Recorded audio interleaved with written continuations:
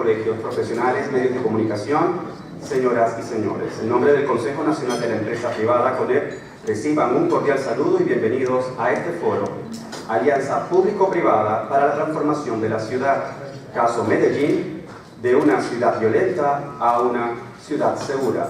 Recibimos a Aida Michelle Maduro, miembro de la Junta Directiva de CONEP, con un fuerte aplauso.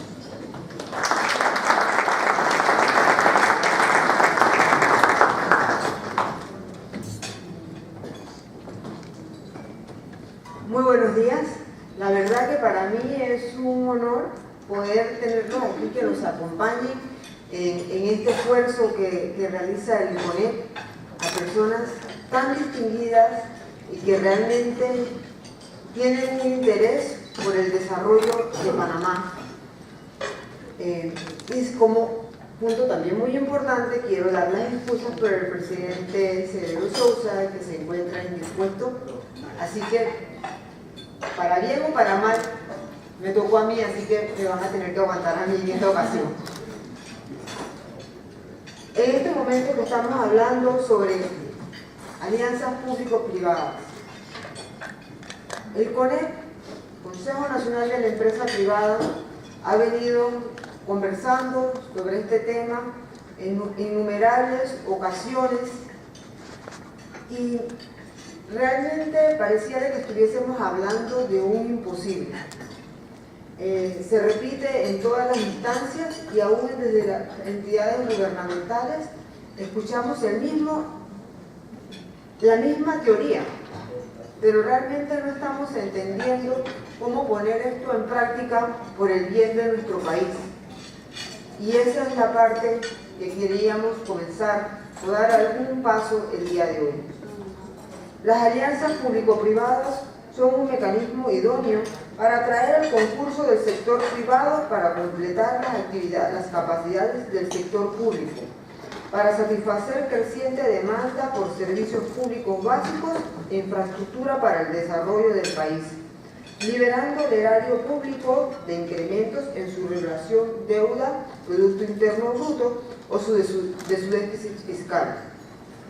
Las asociaciones público-privadas facilitan el desarrollo de las capacidades locales, la diversificación de la actividad productiva, a la vez que contribuye a diluir el riesgo de grandes proyectos de corte social. Las APP tradicionalmente se han implementado en áreas vitales del desarrollo socioeconómico del país, tales como energía, transporte, gestión de residuos y desechos sólidos, tecnología de la información y comunicación, agua potable y saneamiento, gobierno electrónico, movilidad urbana, las zonas económicas especiales, entre otros, en los cuales nuestro país ya ha dado sus primeros pininos. No obstante, las asociaciones público-privadas también pueden tener otra expresión en la cual la sociedad civil en su conjunto puede participar y ejercer sus deberes y derechos de ciudadanía y ver vía pública a través de mecanismos por medio de los cuales se pueden causar las relaciones de las diferentes agentes sociales, aportar recursos y capacidades y alinear objetivos para el diseño de una visión general y política sobre el futuro de la nación y con ello lograr consensos. En este sentido, las APP, con perspectiva de promoción del desarrollo socioeconómico, se basan en un diálogo entre el sector público, sector privado y otros actores de la sociedad civil, tales como la academia, las ONG, las organizaciones de base comunitaria, entre otros.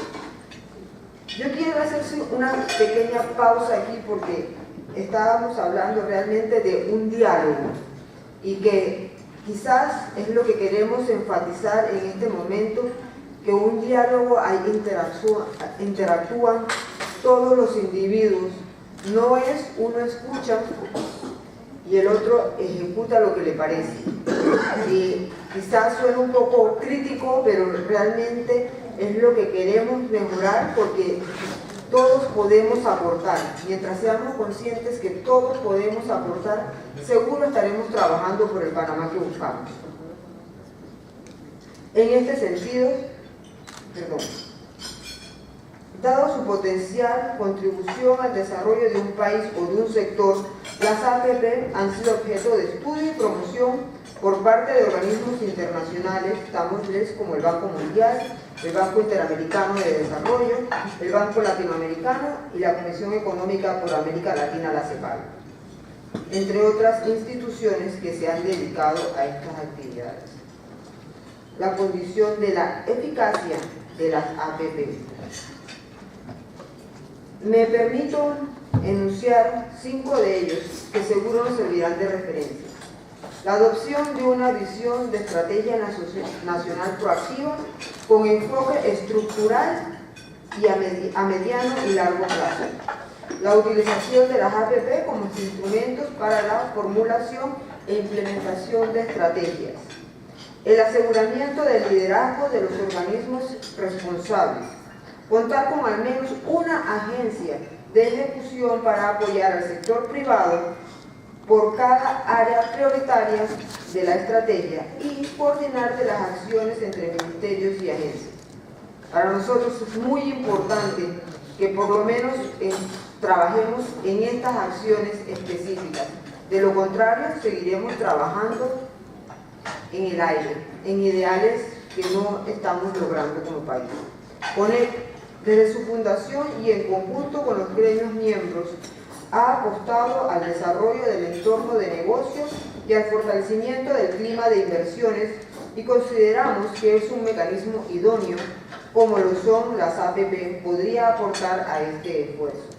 Por esto, el CONEP, con el apoyo técnico de la Embajada Amiga del Reino Unido, a través de su iniciativa Prosperity Fund, desarrollamos una iniciativa para fortalecer la reputación del país, la promoción y desarrollo de la transparencia, de la ética en los negocios. Y como primer paso, se buscó definir una declaración del Código de Integridad Corporativa Antisobornos, cuyo contenido se trabajó con varios gremios del CONEP. En esta primera etapa, dentro de su secuencia de acciones que como siguiente paso contempla la formulación conjunta de la metodología e implementación, para la cual se seguirá buscando el apoyo de otras instituciones aliadas y por supuesto de los mismos gremios del CONEP. Este es un trabajo que venimos realizando por más de 6 meses en el Consejo Nacional de la Empresa Privada, con todos los gremios, con personas claves que puedan aportar, porque este apoyo que nos ofrece realmente busca principalmente que la iniciativa nazca del sector privado, y por eso es que comenzamos con esta divulgación, porque no estamos hablando de una ley de la República que se va a imponer, estamos hablando de una iniciativa que esperamos que se adopte y por eso la estamos adecuando a nuestro país y que cumpla con los más altos estándares en temas de ética. Actualmente, la declaración del Código de Integridad Corporativa Antisobornos se conforma de los siguientes aspectos medulares: conformación de un comité de antisoborno, el compromiso por parte de la alta dirección, una política corporativa clara y transparente en la que se prohíba el soborno, una evaluación del riesgo, verificación de los clientes y proveedores, procedimientos disciplinarios, reportes y tomas de acción, implementación de un sistema antisoborno, entre otros. Esta iniciativa obedece a la visión país del CONEP y sus afiliadas para fortalecer el entorno de negocios y el clima de inversión, y con ello ofrecer una carta de presentación país a nivel nacional e internacional. Dado en un contexto de desaceleración económica mundial, regional o nacional, se hace más oportuno la participación conjugada del Estado, la sociedad civil y el sector privado dentro de esta, para afrontar los retos de desarrollo socioeconómico a través de las alianzas y o asociaciones que articulen esfuerzos hacia un cambio estructural con igualdad, equidad y sostenibilidad. Por último, aprovechamos este foro para proponerle a las diferentes instituciones hoy representadas que conformemos una comisión de alto nivel de alianzas público-privadas para complementar la atención de los retos que como sociedad tenemos en sus diferentes ámbitos, abordando temas estratégicos de país como lo son la educación, la institucionalidad, el desarrollo sostenible y los proyectos de infraestructura vitales. Señores, muchas gracias. Gracias por estar aquí y aprendamos de la experiencia de las ciudades vecinas que obviamente tuvieron un importante impacto, un importante cambio, y aquí hay muchos que me conocen de mucho tiempo y que saben que participo en los gremios y sobre todo donde están esas personas que tienen unos años más de experiencia, y yo creo que es lo mismo que aplicamos el día de hoy en el Consejo Nacional de la Empresa Privada. Queremos aprender de la experiencia de otros. Muchas gracias. Buenos días y bienvenidos.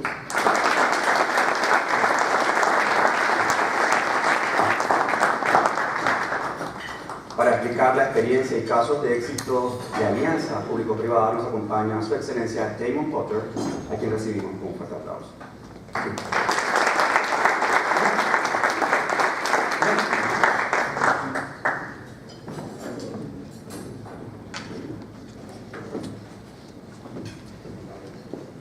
Estimada Aida Michelle de Maduro, representante del CONEP, Rafael Aoud, especialista y expositor, empresas británicas, Bywater, Polestar, JCB, First Group, State Davis Lee, damas y caballeros, amigos todos, buenos días.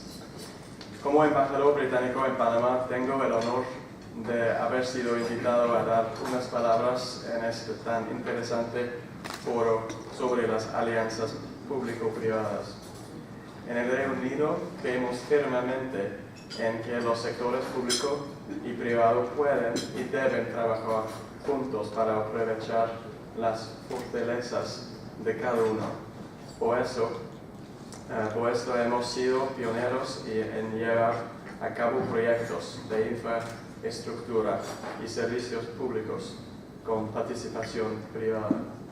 Tenemos una larga historia utilizando esquemas de alianzas público-privadas, lo cual nos ha proporcionado vasta y profunda experiencia, tanto en el sector público como en el privado, posicionando internacionalmente el Reino Unido como líder en cuanto a la promoción y utilización de las mismas para lograr innovación y efectividad. En el Reino Unido se han invertido más de 56 billones de libras en más de 700 proyectos de infraestructura, usando el modelo de alianzas público-privadas. Esto ha permitido a los ciudadanos británicos tener hospitales, carreteras y escuelas protegidas de retraso y sobrecostos. Estoy seguro que hoy también escucharemos excelentes ejemplos de cómo esta se ha dado en la ciudad de Medellín, una ciudad del país en que estudié español en julio pasado. Como ha mencionado el presidente, el representante del CONEP, el gobierno británico está apoyando al CONEP en el desarrollo de un proyecto antisoborno para empresas que buscan mejorar el ambiente de negocios en Panamá y ayudar a las empresas a prevenir y protegerse del soborno.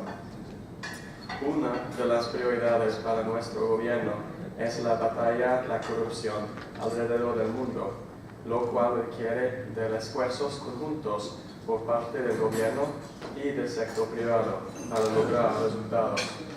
El Banco Mundial estima que cada año se pagan más de $1 trillón en soborno a nivel mundial. Esta iniciativa la inequalidad, desacelera el desarrollo económico y lastima a los más vulnerables de la sociedad.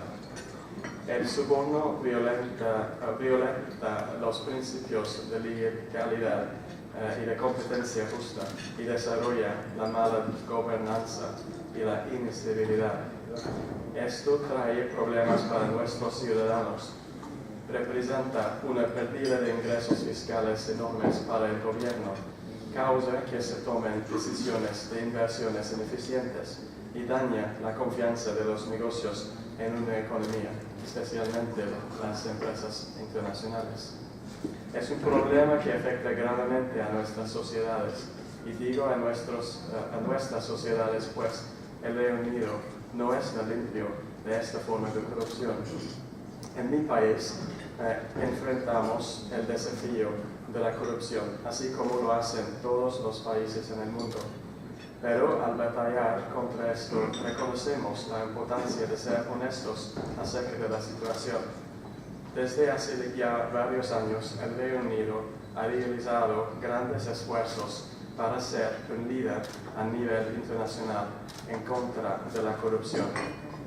En 2010, nuestro Parlamento aprobó, después de amplias consultas y colaboración con el sector privado, nuestro Bribery Act, considerada una de las piezas de legislación más modernas y efectivas para combatir el soborno, junto con el US Foreign Corrupt Practices Act, legislación vigente en Estados Unidos.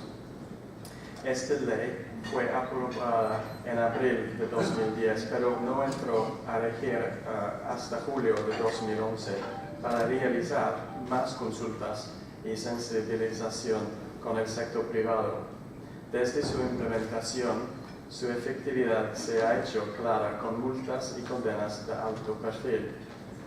Grandes empresas han sido condenadas, tales como Sweet Group plc, empresa que se declaró culpable de fallar en prevenir el soborno y fue multada por 2.25 millones de libras. Además, la ley también ha logrado la condena exitosa de directores de empresas, tales como los directivos de la empresa HTO, Total Asset Finance, de la cual 4 directores fueron encontrados culpables de conspiración para realizar pagos corruptos y de fraude en contra del Banco Barclays y condenados a entre 7 y 15 años en prisión cada uno.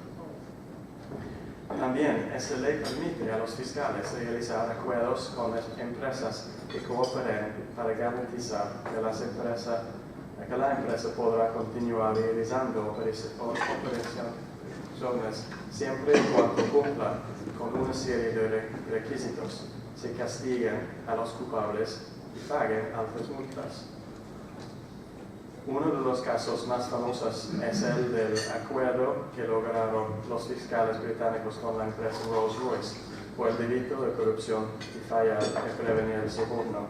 Las autoridades llegaron a un acuerdo en el que se imponía una multa de 497 millones de libras a la empresa a cambio de que pudiese seguir operando gracias a la cooperación de la empresa. Las consecuencias son enormes, pero no hacer algo es más grande. El proyecto de CONEP del que hablamos está justamente basando en los parámetros que establece nuestro Bribery Act para que las empresas puedan probar que aplican medidas para prevenir el soborno. Además de la ley anti-sobornos, hace solo un mes el gobierno británico anunció públicamente nuestra estrategia anticorrupción por los siguientes 5 años, en la que se reconoce que la reputación del Reino Unido de integridad y equidad es primordial para nuestra prosperidad y sitúa la batalla en contra de la corrupción en el corazón de la agenda británica global y que ayuda a nuestra economía. Esta estrategia anticorrupción se basa en los esfuerzos realizados en 2014 con nuestro plan de acción anticorrupción y en 2016 con la Cumbre Internacional Anticorrupción celebrada en Londres, con una visión a largo plazo sobre el rol que el Reino Unido debe tomar en la lucha local y internacional en contra de la corrupción y enfocando en el deber de asociarse con otros países uno de los puntos que toca nuestra estrategia es el de trabajar para mejorar el ambiente de negocios global. Estamos abiertos a discutir las lecciones que hemos aprendido con Panamá y trabajar cercanamente con el gobierno aquí, el sector privado, con ustedes y con la sociedad civil para compartir lo que ha funcionado y lo que no. Es por eso que estamos felices de trabajar con CONEP en este proyecto para compartir algunas de las lecciones que hemos aprendido sobre cómo las empresas pueden implementar soluciones sencillas y prácticas para protegerse del soborno en muchas formas. Este proyecto de declaración antisobornos para empresas es muy importante, pues promueve un ambiente de negocios justo y estable. También le da herramientas útiles a empresas pequeñas y medianas para que piensen en los procesos y mecanismos internos que pueden implementar para protegerse y prevenir el soborno. Esperamos que esto no solo ayude a las empresas a protegerse del impacto del soborno, pero también ayudará a construir relaciones sólidas con otras empresas, tanto en Panamá como en el extranjero, impulsando el comercio y la confianza en la economía. Por esto quiero agradecerle al CONEP y a todos los representantes de los distintos gremios el apoyo que han dado a este proyecto y que estoy seguro que se seguirán dando. Como ya lo he dicho, el Reino Unido no es un país perfecto, pero pueden estar seguros que seguiremos trabajando duro para resolver nuestros problemas y seguiremos compartiendo nuestra experiencia y conocimiento abiertamente. Muchas gracias.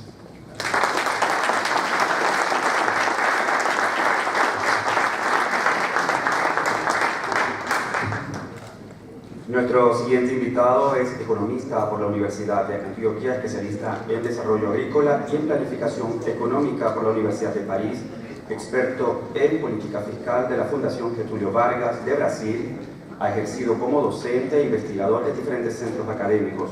Fue rector de la Universidad de Antioquia, director de la Corporación Colombiana de Investigación Agropecuaria Corpórica, fundador del Parque Explora y presidente ejecutivo de la Fundación Pro Antioquia. Con un fuerte aplauso le damos la bienvenida al doctor Rafael.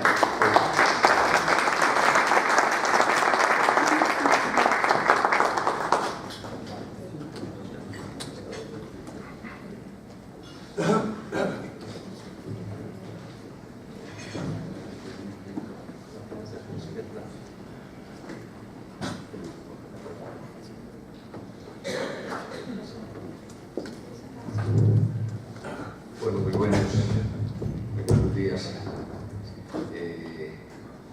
Si yo pudiera, si a usted no les molesta, yo me puedo bajar aquí para estar con ustedes porque me siento un poco académico, demasiado. Yo sé que los empresarios no son de ese estilo.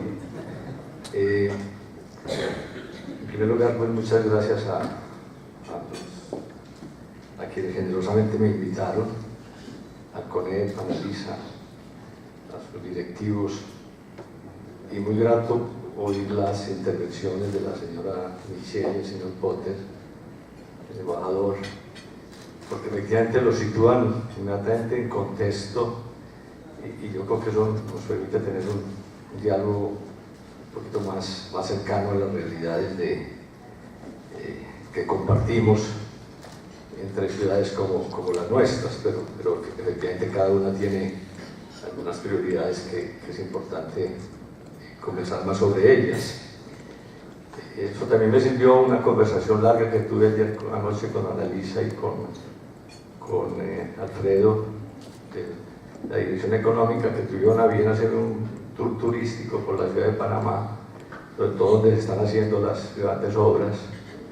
Y fue muy interesante porque pudimos no solamente ver toda esa energía que ustedes tienen de hacer siempre cosas y tener una larga conversación. Entonces espero que yo pueda interpretar mucho de lo que ustedes quisieran que conversáramos. les propongo, si ustedes quieren, esta guía de conversación, pues quiénes somos nosotros, quiénes ProAntioquia, entre otras cosas Argos y Celsia, pues son afiliados de ProAntioquia, cuál es como nuestro enfoque de actuación, sobre qué pilares tratamos de actuar lo más asertivamente que sea posible, qué es lo que hacemos y cómo lo hacemos. Unos mensajes sobre en qué creemos nosotros, digamos, como organización y frente a la sociedad, cuáles son como uno podría llamar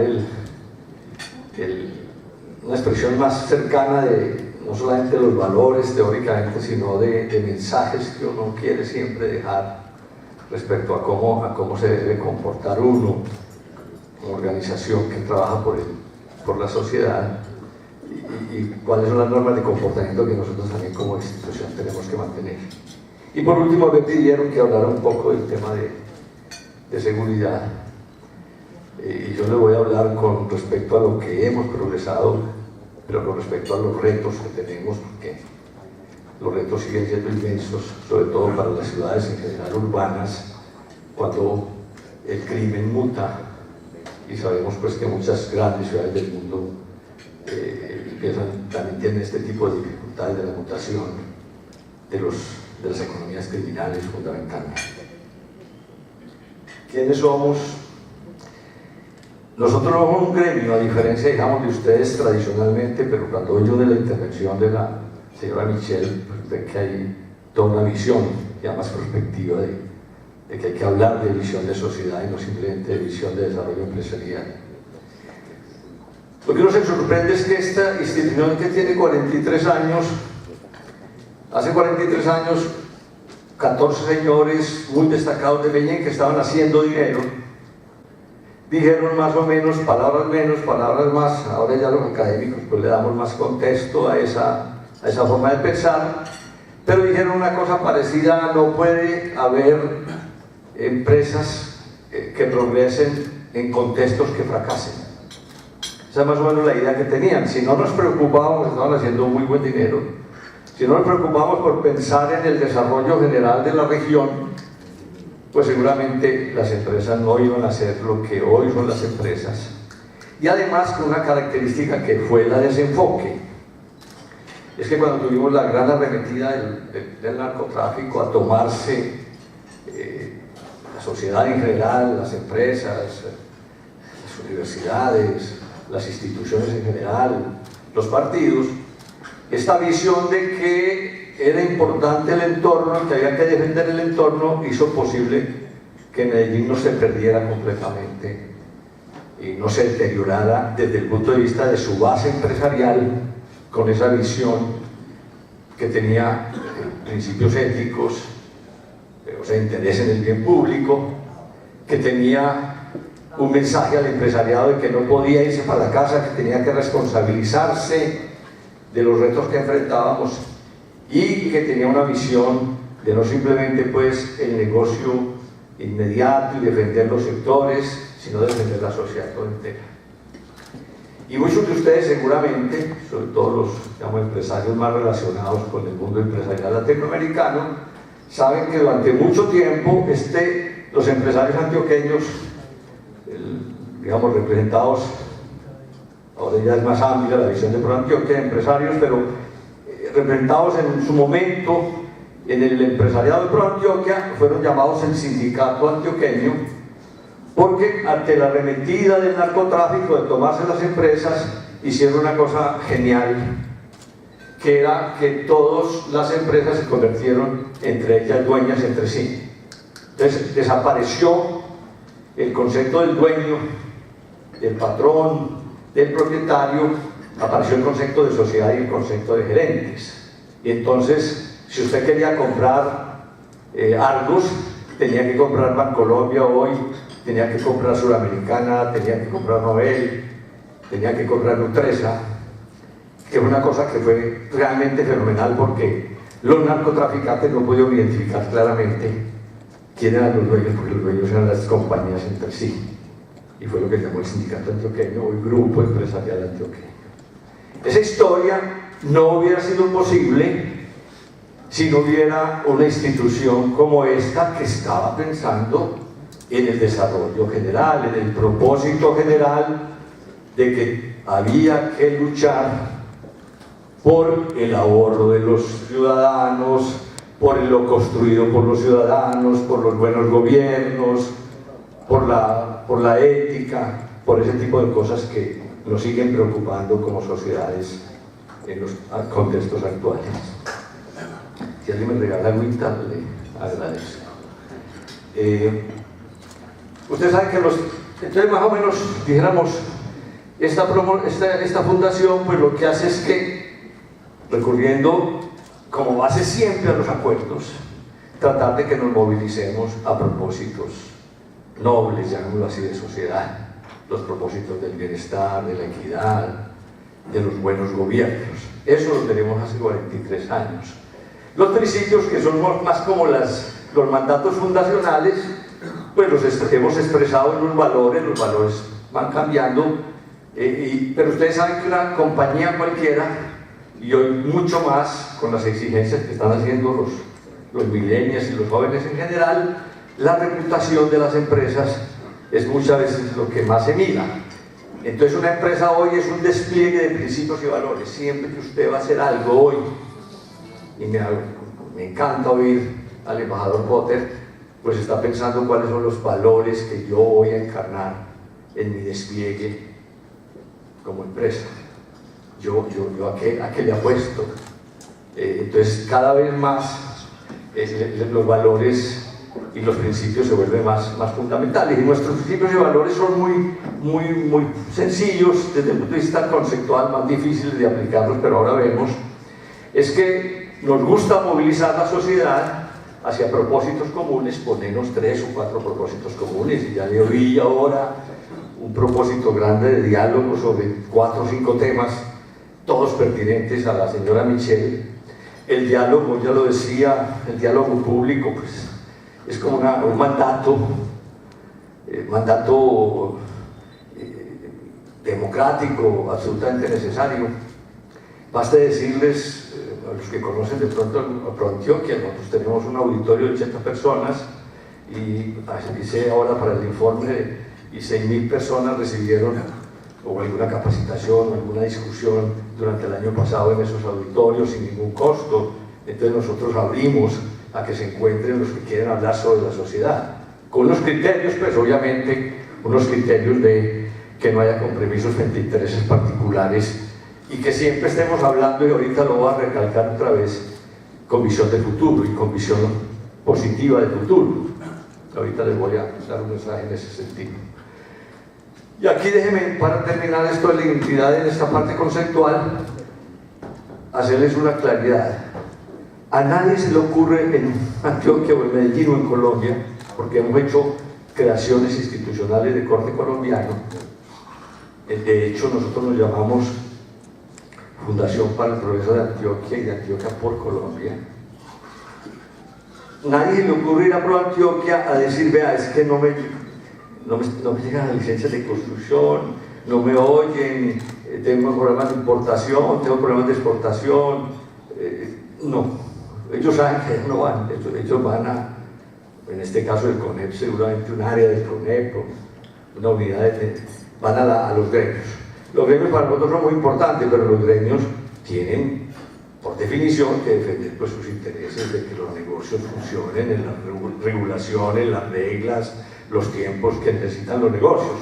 Pero nadie se le ocurre, nadie está en el lugar equivocado, ir a hablar. Pero allá en ProAntioquia van a hablar de los bienes públicos, van a hablar de la seguridad, de la salud, de la educación, de la competitividad en general, del buen gobierno, de los consejos, de los buenos alcaldes que hay que poner, de ese tipo de cosas. Esto empezó con 12 empresas y estas son las 45. Las pongo aquí porque los que ya hayan leído contextos de la economía colombiana se dirán, no, no hay ninguna empresa importante en Colombia que no esté aquí. Podríamos tener 100, pero no tenemos 100, y ahorita lo van a ver por qué. Porque lo más importante para nosotros no es las cuotas de afiliación, que suelen ser lo que incluso pone a pensar mucha gente: si entro, me espera mucho dinero.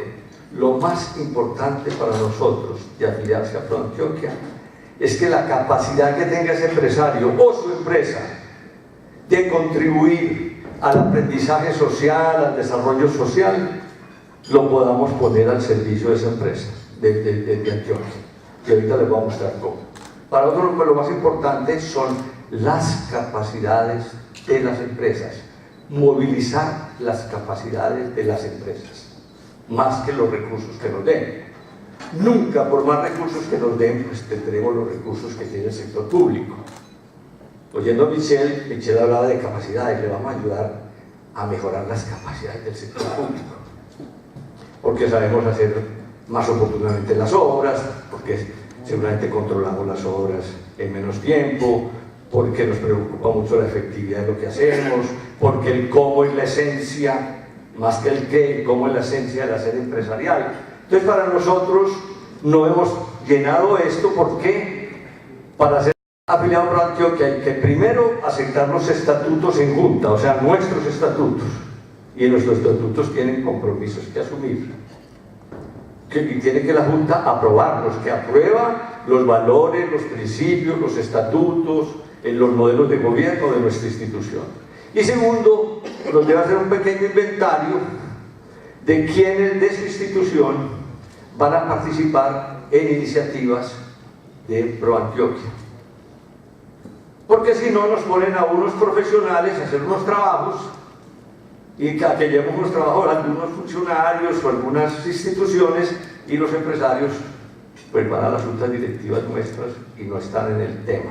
Nos deben acompañar en la transformación. Y eso para nosotros es el centro del asunto.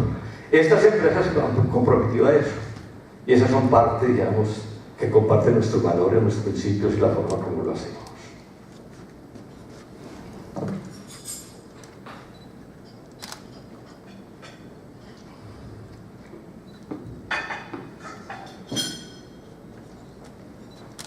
Durante mucho tiempo, yo diría que la mitad del periodo, ProAntioquia actuó muy con sus capacidades de los empresarios, pues convocando encuentros como estos, con presidentes, con ministros, y poniéndose una agenda de trabajo.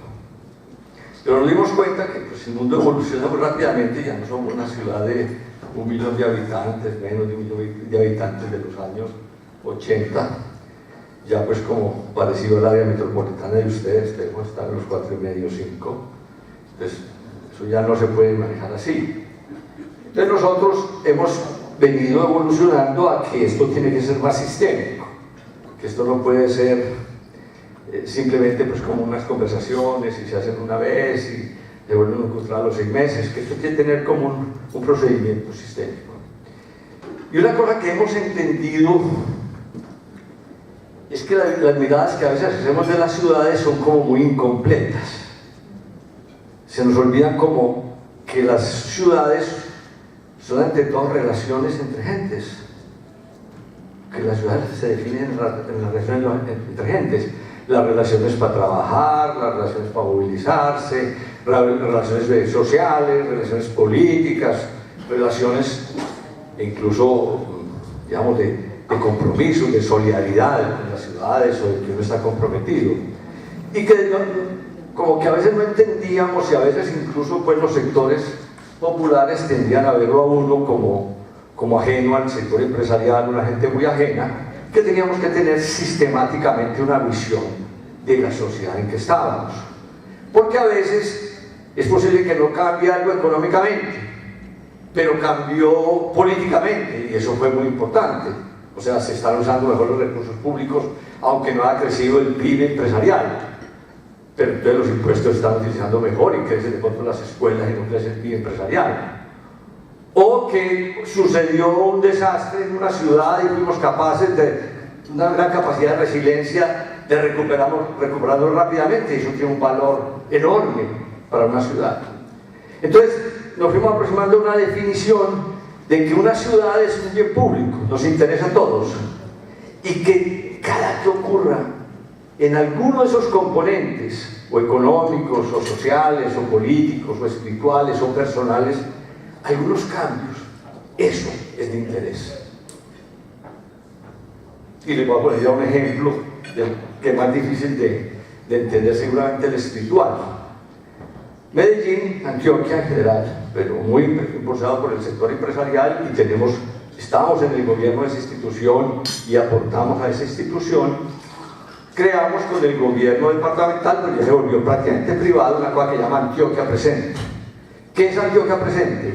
Cada que ocurre un desastre, o en Antioquia, o en el país, o a través de Argos, por ejemplo, si ha estado en Haití, en la tragedia de Haití, los antioqueños nos movilizamos para aportar, para que una institución que se llama Antioquia Presente vaya no a dar regalos, sino a ver cómo reconstruye el tejido social, el tejido económico, el tejido ambiental en los desastres que ocurren con mucha frecuencia en nuestros ambientes.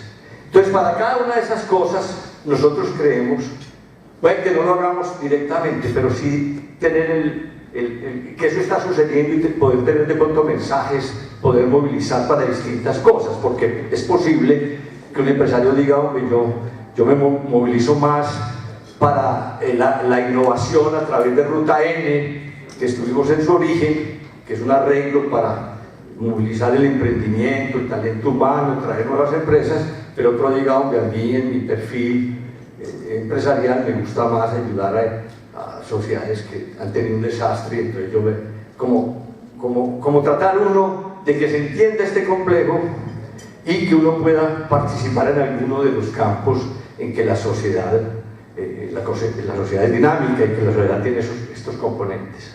Ahora, esto suena muy romántico, esto por ejemplo muy lindo. Toda relación que contribuye a ser posible y cotidiana la dignidad humana es una transacción que agrega valor público. Pero esto, ¿cómo se mide? ¿Cómo decimos si están sucediendo cosas favorables aquí, en qué terreno? Entonces hace 12 años decidimos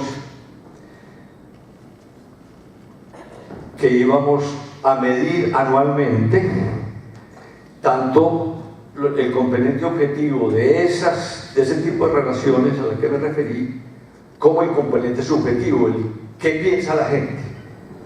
Esta es nuestra visión. Y ese es nuestro anhelo reputacional,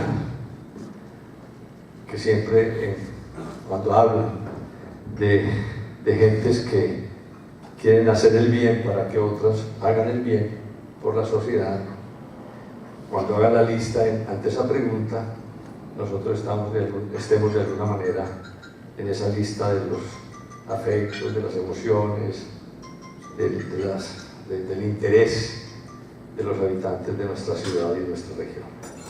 Muchas gracias, y como le he dicho a Lisa, nosotros somos sin ánimo de lucro. Lo que sepamos, lo que queramos, lo que ustedes crean que en nuestros protocolos, en nuestra forma de hacer, puede servir para ustedes. Cuenten que somos de la misma esencia, y nos gusta mucho que nos juntemos muchas ciudades para pensar en el futuro de los que más necesitan de la ayuda del sector empresarial. Buenos días y gracias por su generosidad.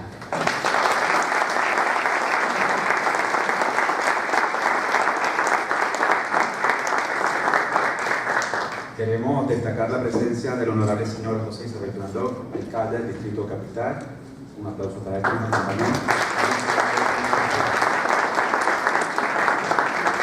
Por cuestión de tiempo hemos recogido algunas de las preguntas. Tenemos que controlar bastante la agenda. Iniciamos. Voy a tratar de comprender un poco la letra. ¿Cómo se fondea? ¿De dónde surgen los fondos, la gestión de operación de ProAntioquia? Los fondos y la gestión de operación. Señor alcalde, muchas gracias por su presencia. Sé que usted ha ido por allá a nuestra ciudad y nos agrada mucho que esté por allá y que vuelva. Una cosa muy interesante de ProAntioquia es que no hay cuotas. Por lo tanto no hay cartera, muy raro para un empresario que no haya cuotas ni cartera. Y en ProAntioquia las donaciones son lo que la institución de la empresa considere que puede aportar. O sea, hay una cosa mínima, lo mínimo es $8.000 al año, pero son muy pocos los que están en el mínimo, porque a veces nos preguntan, bueno, ¿y este amigo cuánto dio? Y yo, como soy hijo de turco, entonces siempre doy un poquito arribita de la cifra, pero no, digamos, las donaciones son lo que, como le fue el año a la empresa. O sea, la empresa dice, estos tipos están haciendo cosas, yo les explico pues un presupuesto, yo voy a aportar. Entonces tenemos, digamos, un socio, un afiliado que da, no sé cuánto le da, unos $200.000, otro da 100.000, otro da 50.000, y podemos recoger en el año más o menos un poquito más de $1 millón para... Pero nosotros, recuerden, nosotros no invertimos en que vamos a hacer una escuela, eso lo hace Argos. Nosotros no. Nosotros Argos lo que le podemos decir, oiga, venga, esa escuela donde usted va a invertir, nosotros vamos a llevarle allá un entrenamiento de maestros para que no se pierda la platilla que usted invirtió en la infraestructura. Entonces, digamos. Y el modelo de gestión es muy interesante, porque el modelo de gestión tiene la mitad de esas empresas van al consejo directivo y se suman 6 más de honorarios a gente que es líder cívica o líder académica de la ciudad, que queremos que esté porque nutre mucho la discusión. En este caso tenemos un rector, una académica, una historiadora, tenemos una periodista de primer nivel y tenemos 3 empresarios que ya dejaron la actividad empresarial y están haciendo como liderazgo cívico. Tenemos una junta directiva más chiquita que sale de ese consejo directivo, que son 7. Y tenemos 2 comités temáticos. Entonces ninguno de esos señores está por fuera de algún mecanismo de gobierno de la institución.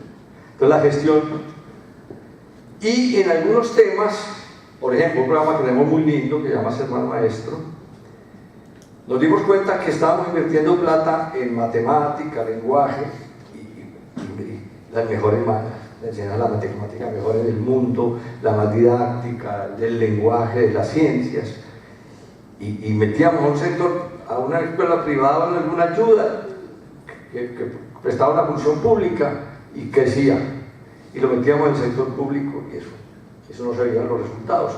Y nos dimos cuenta de una cosa que ustedes nos llamaban la atención, los empresarios. Oye, ¿y cuáles son las competencias humanas de esa gente, sus maestros? Sus competencias socioemocionales, su capacidad de comunicarse, las habilidades blandas que ustedes llaman, no las habíamos pensado como para el sector privado, para el sector público, maestros. Siempre pensábamos que era la matemática, la ciencia, la química, la biología, que ya esos profesores ya hay que enseñarles en eso. Entonces hicimos unos módulos que se hicieron con los empresarios, cogimos la empresa de estas afiliadas que mejor hacía trabajo en equipo. Le dijimos, venga, vamos a hacer un módulo de formación para profesores en trabajo en equipo. Usted nos cuenta lo que hace en su empresa, cómo lo hace, y nosotros, con expertos del sector académico, de las escuelas y nosotros mismos, lo tropicalizamos a la escuela. Entonces, otra forma también de gestión, de que nos aporten el conocimiento empresarial.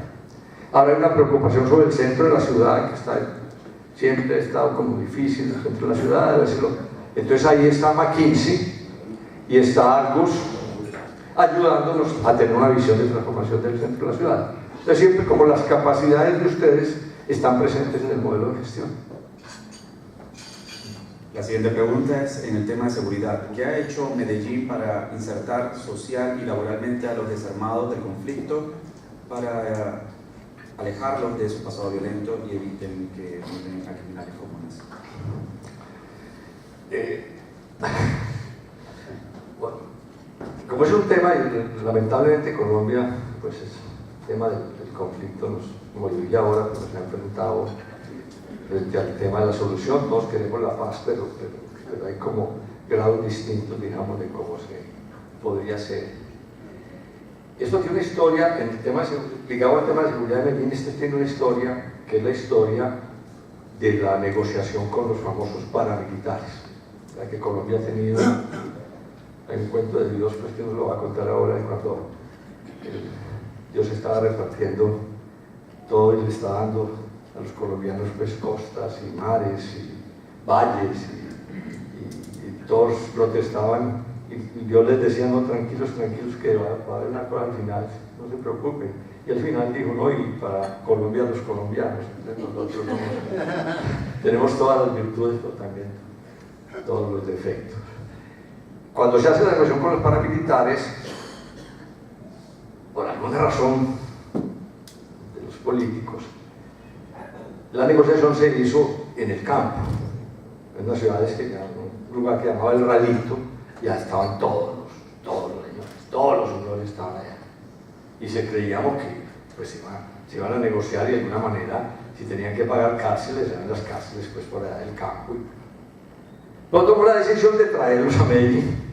Como Medellín está querida, es una ciudad tan innovadora, y el municipio tiene tantos recursos, y las empresas públicas de Medellín pues, le da $1 millón de pesos al año de utilidades, pues allá Medellín, y había muchos pues, bandidos, por supuesto, de Medellín, eso pues, no hay duda.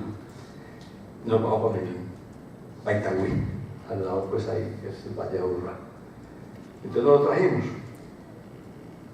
Y al político se le olvidó que detrás de él venían los guardaespaldas, los segundos, las esposas de los guardaespaldas, las esposas de los segundos, las amantes de los guardaespaldas, las amantes de los segundos, los que vivían de los guardaespaldas, y eso llegó con gentío a Medellín, que es el que está en parte de la economía en los barrios ahora, y se nos vino toda la gente a la ciudad. Y en esa cosa de los políticos, ¡bum!, para Estados Unidos todos ellos, extraditados, y se nos quedaron los guardaespaldas, la mayoría de los guardaespaldas, las amantes de los guardaespaldas, que son los que ahora, dijéramos, tratan de... Colombia no había sido consumidora de coca.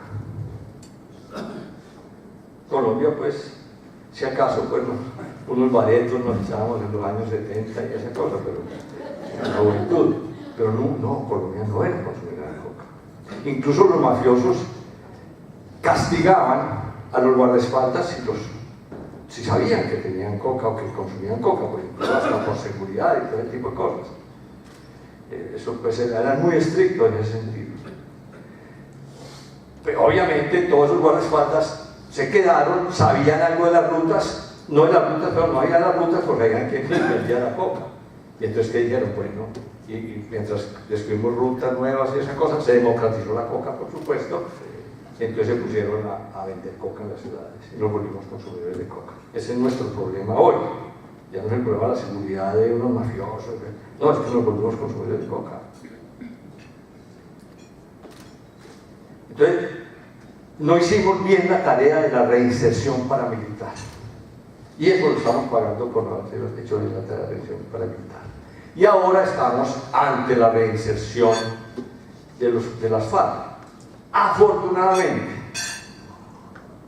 a la grande le diría a mi papá, afortunadamente las FARC hasta ahora han mostrado que su interés es estar en el campo. 40 o 50 años en el campo, llegan a las ciudades, se asustan, no, han perdido el sentido, digamos, de qué pasó en las ciudades. Hasta ahora, la reinserción es más bien en el sector rural y estamos tratando, incluso con el apoyo de la Embajada Americana, de empezar a hacer cosas de llevar inversión agropecuaria al sector rural. Con Nutresa hay un gran plan de crecimiento de cacao con la Tespor, que es una exportadora de caucho, de crecer el caucho. El aguacate tiene un desarrollo impresionante en este momento en Colombia. Entonces ya estamos mirando todos al sector agrícola. Ojalá examinar el sector agrícola pues nos ayude a que no nos ocurra lo que nos ocurrió, que efectivamente pues todo esto que no se fue para Estados Unidos digamos, no presione tanto el tema de la seguridad como lo presiona el tema. Pero por último les quiero decir esto, pero de todas maneras nos hemos encontrado en los estudios de seguridad que el 80% de los reinsertados no vuelven a la reinserción, pero no vuelven al delito, pero un 20% ya es mucho, pues, o sea, como la manzana podrida contamina mucho las manzanas buenas. Tenemos la siguiente pregunta, voy a unir estas dos, el tema es similar y es política. ¿Cuál es el papel de la Fundación frente al proceso electoral en Colombia y cómo actúan o responden los políticos con esas encuestas o datos que ustedes proporcionan? En las últimas 4 elecciones, ningún político ha dejado de tener como referente cómo vamos. O sea, prácticamente se volvió un imposible, porque los medios, porque la academia, porque los ciudadanos le preguntan, bueno, ¿pero usted qué opina de esto que dice la ciudad? ¿Qué opina de esto de la ciudad? O sea, hasta ahora. Pero hay que decir que el señor alcalde del distrito lo sabe, que de alguna manera hemos tenido 16 años de relativa continuidad, dijéramos, en las políticas públicas, con algunas pequeñas diferencias, pero se han mantenido muchos programas al respecto.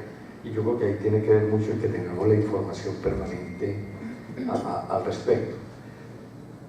Este año decidimos que nuestro Antioquia, la que va a invitar al foro con los políticos, le dejamos esa actividad más bien a la prensa, a los medios, acordamos con los medios que sean ellos, y a la Cámara de Comercio, que es una entidad, como en todas partes, medio semipública, ¿cierto?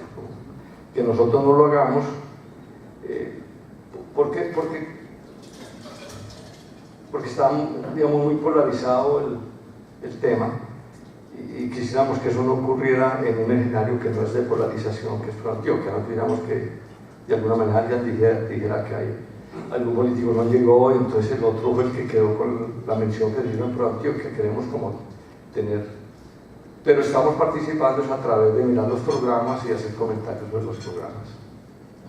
Bueno, con un fuerte aplauso agradecemos mucho a por su participación, gracias por acompañarnos. No queda más que agradecerles a ustedes la presencia, la compañía y por supuesto participación en las redes sociales. Feliz mañana para todos. Dale, 1, 2, 3. Bien.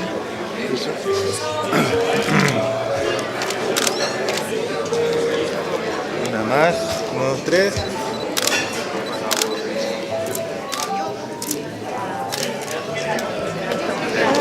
Welcome to Panama.